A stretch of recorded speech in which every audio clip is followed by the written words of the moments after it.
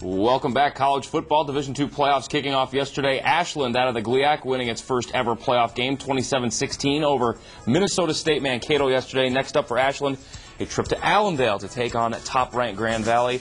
And with that, we welcome to the show the head coach of the Grand Valley State Lakers, Chuck Martin. So a little rematch here brewing in the playoffs. Ashland, a team, it's funny, we were just talking a couple minutes ago, there always seems, every year there seems to be a different team or two that kind of rises up to kind of challenge you guys in the GLIAC. And this year it's Ashland. You guys met just less than a month ago. You were actually down, by 15 points in the third quarter, able to come back and get the victory.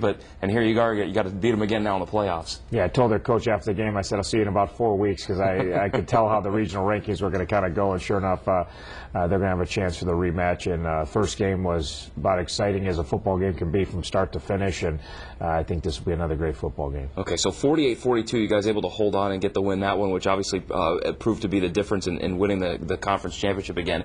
So when you guys as a coaching staff now start preparing, and I'm sure you've already began your preparation since you had the bye week, how much of do you look at what they did this weekend, or how much do you just pull up the game that you played with them 3-4 weeks ago and just kind of zero in on that and tendencies and getting ready and devising a game plan? Well, obviously both defenses are going to be looking long and hard at what they did the first time around, so neither defense had a lot of success against their team. Offensively, you're going to try to figure out what are their adjustments going to be, because you know they're not going to go out there and try to do the same things when you scored 48 and 42 points respectively. So it'll be interesting to see what kind of adjustments the defense make coming in this week and how we react to them. All right, your team this year, at 10-0, you've scored at least 30 points in 9 of the 10 games. You got 22 all-GLIAC selections. It just seems like just another year since you guys have gotten this level. You're in your 5th year now here. Since you guys have gotten this level, it's kind of boom, boom, boom, boom. And do we take it for granted? Do your students, do your fans take it for granted that Grand Valley is always going to be a perfect regular season and contending for national championships year in, year out? Yeah, I don't know if our fans do. They came out in record numbers this year, but I think a lot of the other people take it for granted. This year has been a tough year. We lost 15 or so starters off last year's team. We only have 8 seniors.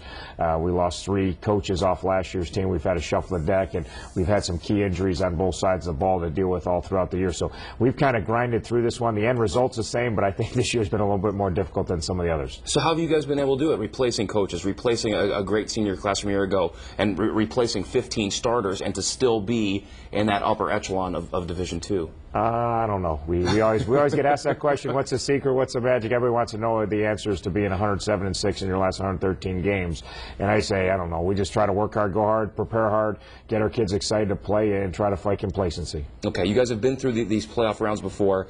Obviously, home field advantage has got to be huge for you, because I think 14-0 is the number since 2001. How nice to have that home field as you kind of hey, bring some of these schools into Allendale, to Lubbers, and to kind of maybe the snowflakes flying and see what it's like. Yeah, and the weather's going to obviously play a factor, but obviously you'd rather have these games at home than on the road. They got to travel, they got to sleep in somebody else's bed, they got to deal with all the distractions to be on the road, and then also our great home crowds give us certainly an edge. That first game when we were down 36-21, we needed all the help we can get, and when we started coming back in that game, the place was absolutely rocking, and you couldn't hear yourself think. So that certainly helps you in a close game to have the fans on your side. Every year it seems like you guys have a few different players that kind of rise up and kind of take those headlines. The one that comes to mind for me is your running back, James Brezic, this year, who's just kind of really burst on the scene, all GLIAC awards and the whole bit, and every time we seem to be doing your highlights, there he is.